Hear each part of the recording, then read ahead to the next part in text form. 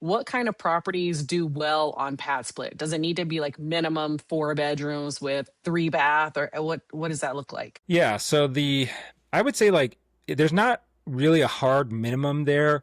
Like if you were to look at a copy of our buy box, you'd see that it says like best case scenario, a 4 bedroom, 3 bath that you can add 3 or 4 bed, 2 to 3 to 4 bedrooms to.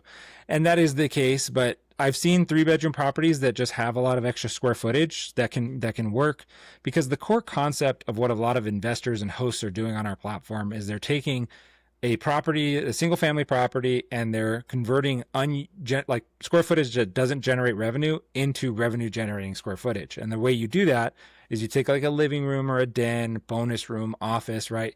And if you either add walls and a door or, do small adjustments and modifications to the property to be able to turn that into a room. So that's how you're able to go from like a 4 bedroom to a 7 bedroom or something like that. So a lot of people think Okay. sometimes that we're like advising people to like add on square footage to the property, and that's usually not the case. Most of our hosts, they're looking for a property that they can add 2 3, even maybe 4 bedrooms to within the existing footprint of the existing property.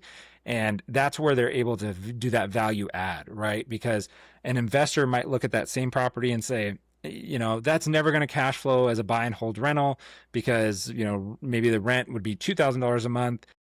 A pad split investor goes, no, that property has a really big living room. That could be 2 bedrooms. They have a bonus room. That could be a third. I can add 4 bedrooms to Mm-hmm. that, and now I can rent it out for $6,000 a month, right? So that's kind of Wow. the perspective that they're taking. So when it comes to like what makes a property a good fit, I usually say it really depends on the layout, making sure that you have extra square footage.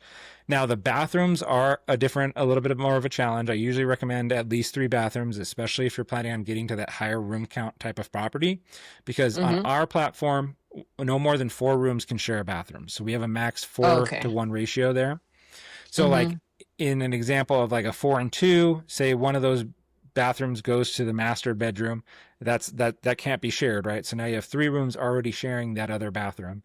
And so you can only add one more room there. So now it's a 5 bedroom house. Yeah, you might be able to make that work, but a lot of times hosts are trying to get to 6, 7, 8, especially because if you're out of state investing and you're looking to hire a property manager or something, a lot of them look at it like I need one of those rooms to pay for the property manager, essentially. Mm-hmm. Right. So taking, that's where like we recommend like 4 and 3 or 3 and 3. It's more important to have a third bathroom than it is to have that fourth bedroom, I would say, because if you're at a 4 and 3 or 3 and 3, your max total bedrooms is potentially 9, versus Mm-hmm. a 4 and 2, you're capped at 5. Okay. So this is all private rooms, right? You're not doing any shared bedrooms No, with I pad mean, we do split. have some experiments with like a hostel type setup in LA going on right now. But that's definitely super small scale. I think we only have like one property where it's just one big room and everybody's renting a bed. But really what we focus on is private rooms. And that's the other thing that's kind of like a misconception is some people will think that, okay, well, I can get this property to 7 bedrooms, but how am I going to add 7 or 5 extra bathrooms to get it to 7 and 7? And Mm. that's not I'd probably say like 85% of the rooms on our platform are going to have shared bathrooms. It's, Okay. usually you have a master that maybe that can rent for a little bit more because it has a private bathroom.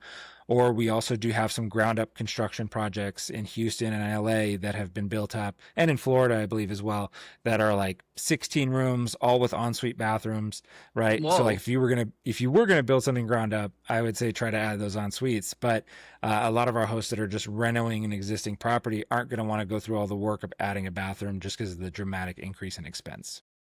Right.